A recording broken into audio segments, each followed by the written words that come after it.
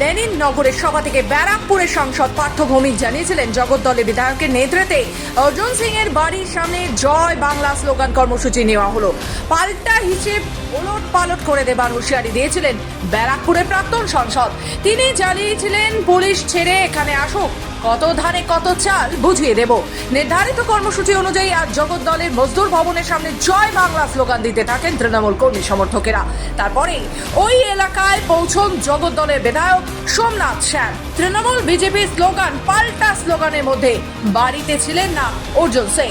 সোমনাথ শ্যাম বলেন, আমি পুলিশকে বলে নিরাপত্তা প্রত্যাহার করব, অর্জুন সিং তার কেন্দ্রীয় নিরাপত্তা প্রত্যাহার করুক, তারপর মাঠে ময়দানে যেখানে দেখা হবে সেখানেই বুঝে নেওয়া হবে। জয় বাংলা এ রাজ্যের স্লোগান। কেন পালিয়েছেন অর্জুন সিং সেটাও জানি না। অর্জুন সিং নেই, তিনি পালিয়ে গেছেন না কোনো কাজে গেছেন জানি না। আমারও অনেক কাজ ছিল, কিন্তু আমার অভিভাবক পার্থ ভৌমিক আমাকে বলেছেন আসতে, আমি এসেছি। আমি জানতাম না যে এখানে এত লোক জড়ো হবে বা সবাই আসবে। মিডিয়ার মাধ্যমে খবর পেয়ে সবাই এসেছে। আমি কাউকে ডাকিনি, কেন আমার অভিভাবক পার্থ ভৌমিক বলেছেন যে তুমি কাল 12টার সময় ওখানে যাবে, জয় বাংলার বাড়ির সামনে যে বলবে। আমি সেই হিসেবে এসেছি, কিন্তু পুলিশ প্রশাসন আছে, সবাই আছে, দলের অনেক অনুগামীরা এসেছে কথা শুনে। কালকে অর্জুন সিং নিজেকে স্যারেন্ডার করেছে যে উনি জয় বাংলার বিরুদ্ধে কিছু বলেনি এবং উনি এই কথা বলেনি, উনি নিজেকে উইথড্র করেছেন, স্যারেন্ডার করেছে। তো হারা সৈনিককে কিছু বলার নেই, এক নম্বর। দ্বিতীয় হচ্ছে যে অর্জুন সিং বলেছে পুলিশকে গারদে রেখে আসতে।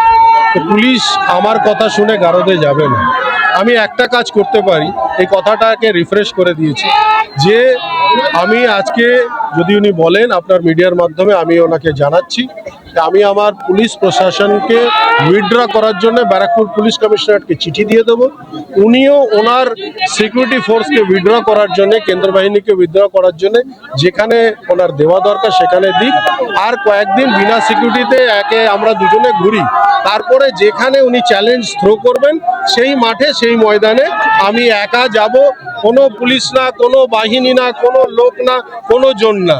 সেটা এই চ্যালেঞ্জটা আমি আরো পরিপূর্ণতার সাথে ওনাকে পাঠালাম। উনি যদি অ্যাকসেপ্ট করেন, উনি বলবেন কবে উনি উইথড্র করছেন, আমি ব্যারাকপুর পুলিশ কমিশনারেটকে সেই সময় আমার চিঠিটা জমা করে দেবো, আমার এন্টায়ার সিকিউরিটি ফোর্স উইথড্র করে নিতে। আমি এই চ্যালেঞ্জ থ্রো করে দেখতে চাই ওনার কতটা সৎসাহস আছে